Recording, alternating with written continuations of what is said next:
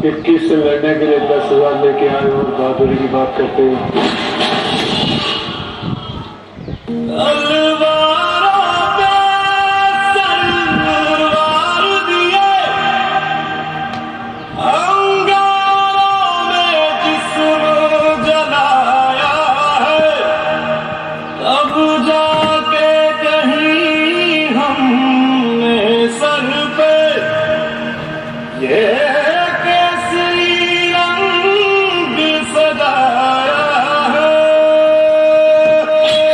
केसरी रंग का मतलब समझते हो?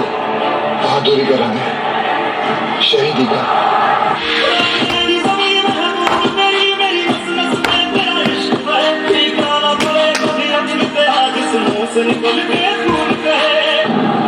एक गोरे ने मुझसे कहा था कि तुम गुलाम हो।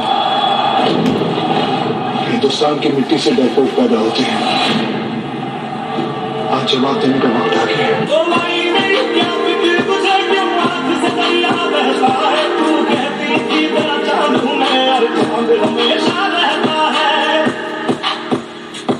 पहाड़ कम से कम 10,000 है और हम 21। तेरी मिट्टी में मिल जावा, गुल बन के मैं खिल जावा, इतनी सी है दिल की आरज़ू।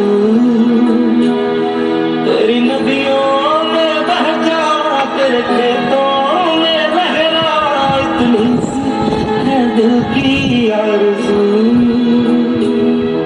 आज मेरी पगड़ी भी केसरी, जब बहेगा मेरा लहू भी केसरी और मेरा जवाब भी केसरी।